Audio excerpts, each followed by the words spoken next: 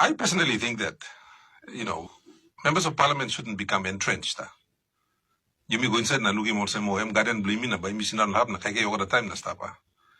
And so I plan to serve as a governor for 10 years. And there were a few things that I wanted to achieve, and I've achieved most of them already. There are only two things left. One is the airport extension, which, we're working on it now.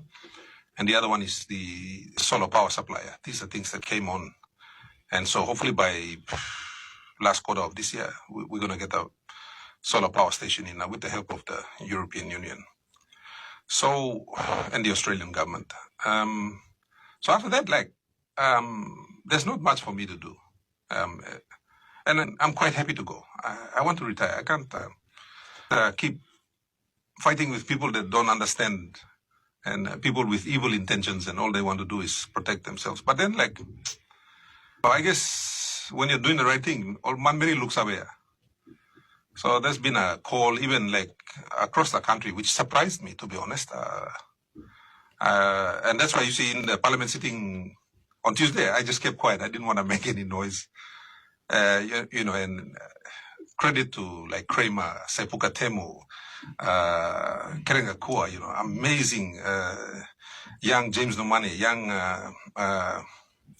Keith Iduhu, even Governor Central, amazing people with their amazing intellect and insight. And, the debates that came forward was just very rich. I was impressed with the team, Dr. Lino.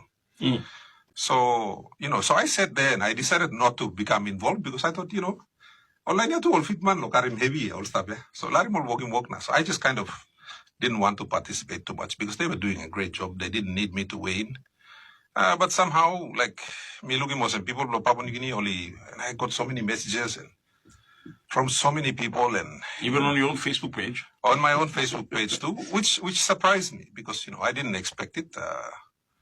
But I think maybe I'm doing a few things that Papua New Guineans find refreshing. Papua New Guineans are sick and tired of the way we run the country. And there's not a lot of transparency, and we're trying to reduce transparency. And I think when they see that someone is, all my training, I'm trained by BHP, basically. I'm trained to run a mine. That's my training.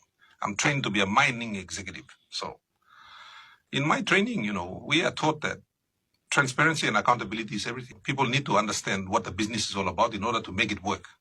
So that's the training I've received. So when I'm in government, like in ECP, I've done the same thing. I've brought transparency to the process of government. So people are participating more.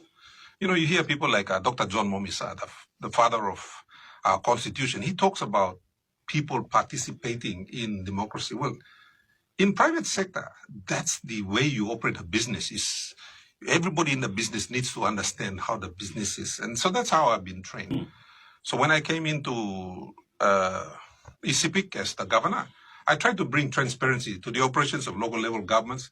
We don't have transparency in DDAs. And, that's something that I'm hoping will change in the future.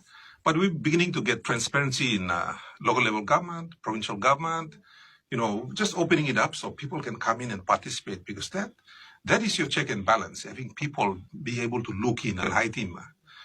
And so participatory democracy, that's what our democracy is about. And Dr. Momis talks about that a lot. The man is still alive, very, very smart man. And I spend a lot of time talking to him, listening to him, learning from him. And I find that his views and my views are very similar. I didn't learn from Dr. Momis. And Dr. Momis, he was around in the 1970s.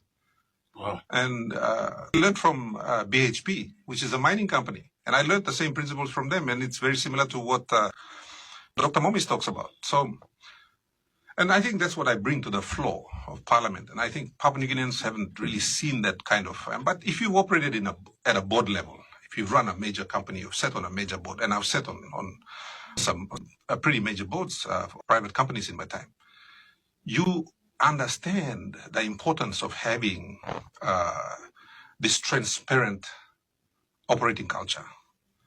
And most of Papua New Guinea's political culture is a closed operating system, because time will hide him something, and look him, it's very easy for them to move money around, play around with contracts, and they do all these things to help their friends, and they don't really tell you what they're doing. So